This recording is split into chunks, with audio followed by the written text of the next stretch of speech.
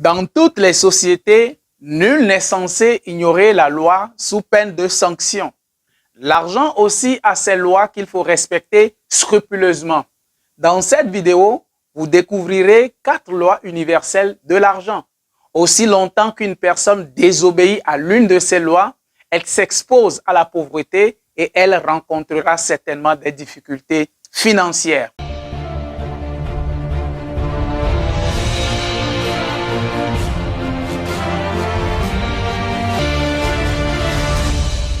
Restez jusqu'à la fin, car j'ai une surprise agréable pour vous et un événement unique à vous annoncer. Tout d'abord, les 4 lois financières bibliques. Première loi universelle de l'argent, l'argent doit être valorisé. Dans la parabole des talents, le 3e serviteur que le maître a qualifié de serviteur sans valeur n'a ni reconnu la valeur de son talent, ni valorisé la somme qui lui a été confiée. La conséquence a été que l'argent a quitté ses mains pour aller au serviteur qui a le plus valorisé ses talents. Le 3e serviteur a reçu l'équivalent de 16,4 ans de salaire d'un ouvrier, mais il a méprisé ce montant en allant l'enterrer. Sa pauvreté d'esprit l'a empêché d'apprécier à sa juste valeur l'énorme somme d'argent qu'il avait entre ses mains. Nous ne devons jamais considérer une somme d'argent comme insignifiante, quel qu'en soit le montant. Le faire reviendrait à mépriser Dieu, car c'est lui qui, selon 2 Corinthiens 9, verset 10, fournit de la semence au semeur et du pain pour sa nourriture. Ce qui est destiné à la semence est toujours de loin moindre que ce qui est destiné à la nourriture. Mais, quelle qu'en soit la qualité, si la semence est semée dans la bonne terre, elle permet toujours d'obtenir une moisson abondante. Par conséquent, vous devez toujours estimer d'une grande valeur tout montant d'argent que Dieu vous confie. Deuxième loi universelle de l'argent, l'argent doit être profitable. Le 3e serviteur que le maître a qualifié de serviteur inutile n'a certes dépensé aucun centime du talent que le maître lui a confié, contrairement à ce que nous faisons souvent. Mais il n'a rien fait de profitable avec l'énorme somme d'argent qu'il avait en main. La sanction a été que l'argent a quitté ses mains pour aller au serviteur qui s'est montré le plus utile au maître.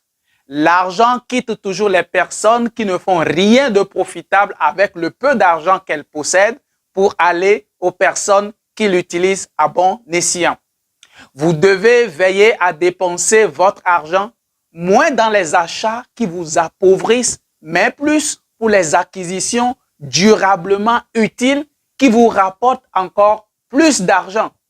Assurez-vous de dépenser votre argent principalement pour vos besoins essentiels. Concernant la résidence, par exemple, le milliardaire américain Donald Trump affirme ceci: « Je ne dépenserai jamais plus de 25% de mon salaire sur le loyer. Peu importe la beauté d'un appartement que vous pouvez trouver.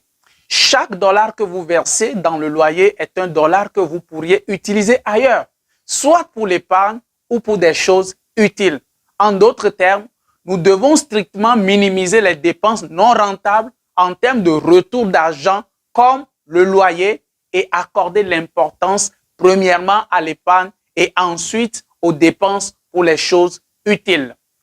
3e loi universelle de l'argent, l'argent doit être gardé.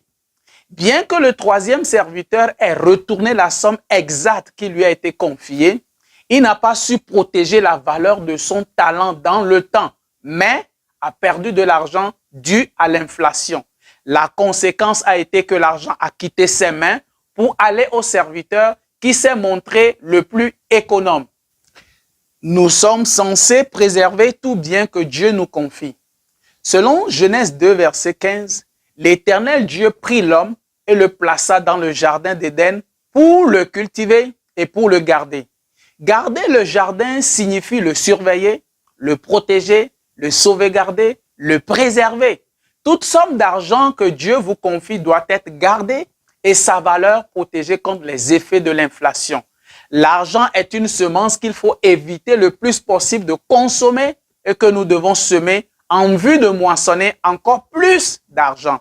Cela ne signifie pas que vous êtes tenu de garder tout ce que vous gagnez chaque année dans un compte bancaire. Vous avez des besoins légitimes à satisfaire, n'est-ce pas? Mais vous êtes responsable de faire en sorte que chaque année, une somme équivalente ou un multiple en espèces ou en propriété travaille pour vous d'une manière ou d'une autre.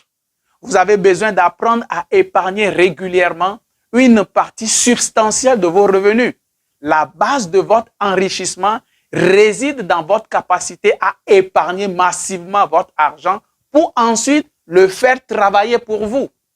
Quatrième loi universelle de l'argent, l'argent doit être multiplié. Le troisième serviteur n'a pas su multiplier son talent.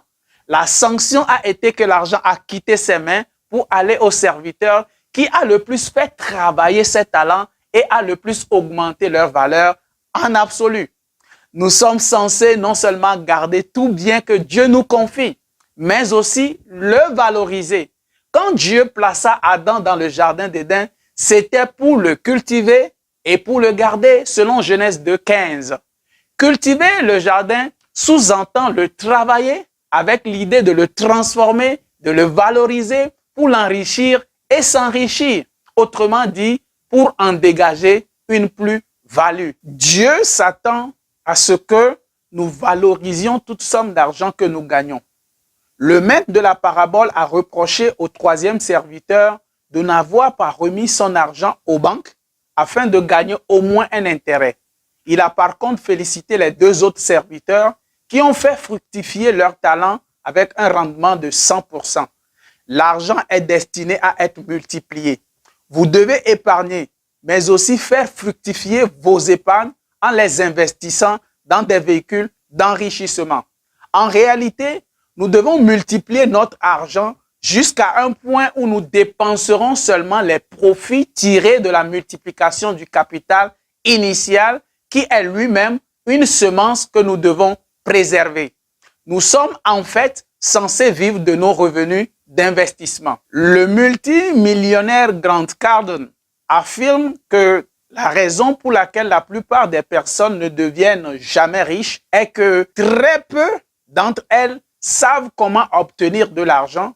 Encore moins de personnes savent le garder et presque aucune ne sait le multiplier. J'ai expliqué de façon pratique comment vous pouvez utiliser les meilleurs véhicules d'enrichissement dans mon livre « Les clés du royaume pour la liberté financière ». Et maintenant, la surprise. D'abord, je voudrais vous remercier tous du fond de mon cœur de suivre fidèlement cette série d'éducation pour votre liberté financière. En tant qu'un dispensateur de la parole de Dieu, je travaille fort pour vous livrer du bon contenu biblique. Aujourd'hui, nous avons atteint plus de 100 abonnés. Gloire au Seigneur. Sans vous, le but ne serait pas atteint. Et pour vous témoigner ma gratitude, je vous propose un concours dont les gagnants recevront mon livre en cadeau. Pour participer au concours, il suffit de faire ces trois choses simples. 1. Cliquez sur le petit bouton like juste en dessous et partagez cette vidéo au plus grand nombre. 2. Abonnez-vous à notre chaîne YouTube et activez la petite cloche de notification si vous ne faites pas encore partie de nos abonnés. Et enfin 3. Allez dans les commentaires juste en dessous et dites-moi laquelle de mes vidéos vous aimez le plus. Précisez également le nom d'identification de la personne qui vous a fait connaître notre chaîne en vous partageant l'une de mes vidéos ou en vous y invitant. Le concours commence maintenant et prendra fin samedi le 5 septembre à 10h30.